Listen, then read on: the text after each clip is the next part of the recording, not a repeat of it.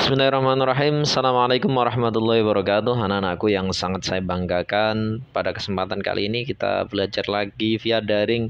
Walaupun tetap belajar via daring, kuharap kalian tetap bersemangat ya dalam belajar, jangan dikasih kendor, oke? Oke, sebelum kita belajar, mari kita awali dengan bacaan doa ya, seperti biasa. Bismillahirrahmanirrahim.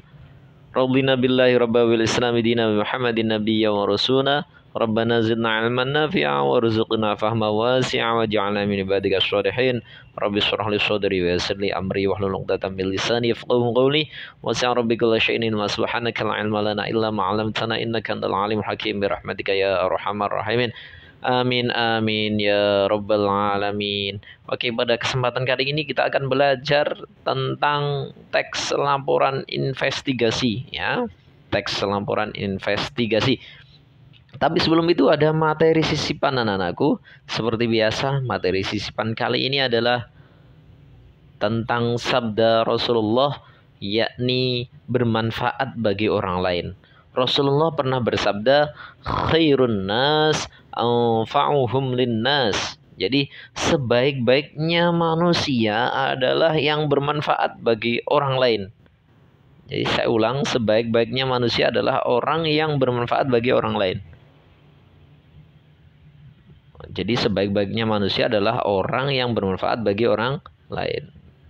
Terserah mau jadi apapun, yang penting bermanfaat bagi orang lain. Sebaliknya, seburuk-buruk manusia adalah orang yang tidak bermanfaat bagi orang lain atau bahkan merepotkan orang lain. Oke, itu yang saya sampaikan pada materi sisipan kali ini, semoga bermanfaat. Untuk selanjutnya kita langsung fokus ke materi, yakni teks laporan investigasi. Apa itu teks laporan investigasi? Teks laporan investigasi adalah teks laporan yang berisi tentang penelitian, pengamatan, atau penyelidikan yang dibuat berdasarkan fakta. Ingat, dibuat berdasarkan fakta atau kebenaran. Jadi bukan karangan. Jadi teks laporan investigasi itu berdasarkan fakta. Bisa penelitian, bisa pengamatan atau penyelidikan. Jadi tidak boleh ngarang, tidak boleh. Bukan sebuah karangan ya. Oke. Teks investigasi itu ada 4 bagiannya. Yang pertama judul. Jadi ada judulnya. Yang kedua ada informasi umum. Yang ketiga ada fakta-fakta yang diperoleh. Kemudian yang keempat ada kesimpulan. Jadi bagian teks investigasi itu ada 4. Yang pertama ada judul, ada informasi umum, ada fakta-fakta, kemudian ada kesimpulan. Contoh seperti ini anak-anakku. Nah ini. Ada sebuah bacaan, yakni judulnya bagaimana jagung berkembang biak. Ini ada di tema kalian. Nah, kita lihat di paragraf pertama. Jagung merupakan salah satu tanaman yang dijadikan bahan makanan pokok di berbagai tempat, juga di Indonesia. Contohnya penduduk Pulau Madura, ini dulu ya, menjadikan jagung sebagai makanan pokoknya. Jagung merupakan salah satu tanaman penghasil karbohidrat yang sangat diperlukan oleh tubuh. Nah, ini adalah bagian yang kedua, yakni apa tadi? Masih ingat nggak? Nah, ini bagian yang kedua adalah informasi umum. Jadi, paragraf pertama ini adalah informasi umum. Tentang apa? Tentang jagung itu. Kemudian kita ke teks paragraf yang kedua. Tanaman jagung mulanya akan berbunga. Nah ini kan merupakan fakta ya. Fakta. Jadi tanaman jagung itu berbunga. Bunga tersebut terus berkembang menjadi buah jagung. Nah prosesnya seperti itu.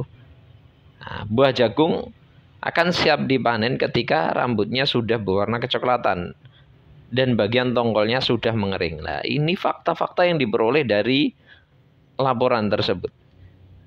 Apabila jagung sudah dikupas, akan diperlihatkan biji jagung yang kekuning-kuningan. Bagian yang dimakan oleh manusia adalah biji jagung. Nah, ini adalah fakta-fakta yang didapat. Jadi paragraf yang kedua ini merupakan fakta. Kemudian paragraf yang terakhir, nah isinya adalah simpulan. Simpulannya bagaimana? Supaya jagung tetap tersedia sebagai bahan makanan manusia, maka petani harus menanam kembali biji jagung dari hasil panen. Iya kan? Jadi simpulannya gitu. Supaya dapat dimakan harus ditanam lagi. Nah, biji jagung yang tua dapat ditanam kembali, dari sinilah akan mulai lagi perkembangbiakan jagung. Jadi seperti itu. Ini adalah bagian-bagian dari teks investigasi. Ya, dari yang pertama ini ada judul, kemudian ada apa tadi? Lupa saya. Ada informasi umum. Jadi ada judul, kemudian ada informasi umum, kemudian ada fakta-fakta yang didapat, kemudian yang terakhir ada simpulan. Oke, itu untuk teks investigasi. Oke. Kita yang kedua ada teks deskripsi. Ada teks deskripsi. Apa itu teks deskripsi? Kita bahas. Ya, apakah teks deskripsi kita bahas? Yaitu teks yang memaparkan atau menggambarkan. Jadi inti dari teks deskripsi adalah menggambarkan sesuatu objek dengan kata-kata secara jelas dan terperinci. Jadi teks yang menggambarkan sebuah objek. Objek apapun, bisa rumah, bisa benda yang lain, bisa buah, bisa sayuran, bebas. Makanya dia menjelaskan sebuah objek dengan jelas dan terperinci. Itu teks deskripsi. Nah, cirinya yang pertama berisi penggambaran atau penjelasan suatu objek. Jadi isinya yang menggambarkan suatu objek. Yang kedua, pembaca setelah membaca itu seolah merasakan, melihat, mendengar, atau mengalami langsung apa yang disajikan dalam teks.